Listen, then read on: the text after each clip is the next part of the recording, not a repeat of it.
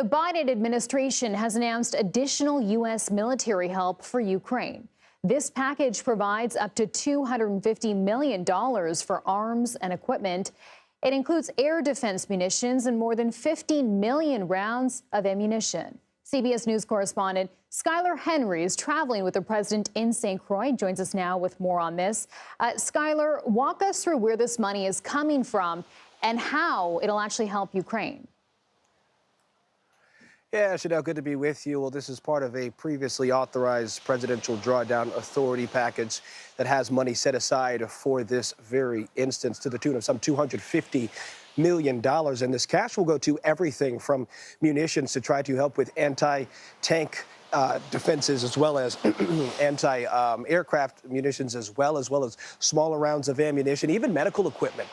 The Department of Defense has indicated that this is the 54th tranche, if you will, of services provided to Ukraine in this matter. But they also say that this is the last time that they will be able to provide Ukraine with funding and equipment like this until Congress passes a supplemental aid deal that, of course, has been held up between Capitol Hill and the Biden administration for some time now. We know that both Republicans and Democrats have indicated that they want to see more funding go to Ukraine.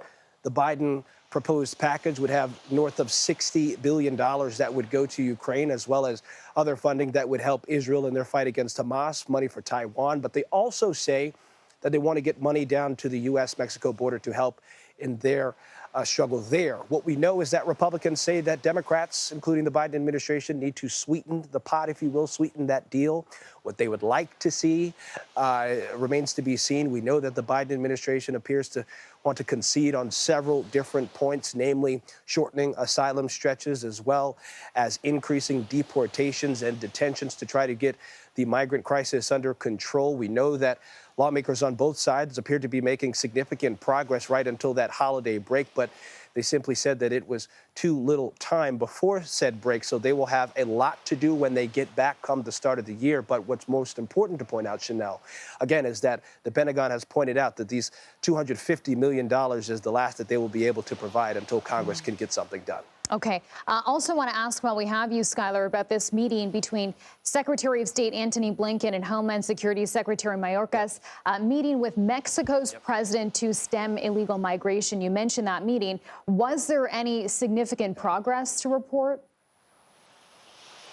Well, both sides have always been amicable about what they would like to see moving forward. We know that they want to put a focus on some key entry points along the U.S.-Mexico border, but then also look at ways that they can try to stem this growing crisis in and of itself. Just in the last week, over the course of 5 days, some 50,000 migrants crossed over into the country. And so they're trying to figure out ways that they can try to address this problem. We also know that Mexico's president says that they are dealing with a crisis of their own, and that at the the Mexico-Guatemala border, they're dealing with migrants and influx, if you will, coming in there. I think Mexican officials have indicated that they have spotted some 680,000 migrants tracking through the country of Mexico over the course of the last 11 months. And so they want to try to tamp down that as best as possible. What we know that has been proposed by Mexican officials, an effort to try to limit sanctions on Venezuela and Cuba. Those are some of the areas where we're seeing the largest group of migrants, but then also trying to find ways to get more developmental aid out into countries where a lot of these migrants are coming from, these home countries where these migrants are coming from. What comes from this remains to be seen. I think the Biden administration also looking forward to what may come from Congress in terms of getting more resources down to the border. Okay, a couple of big stories to keep our eye on. Skyler, thanks so much. You bet.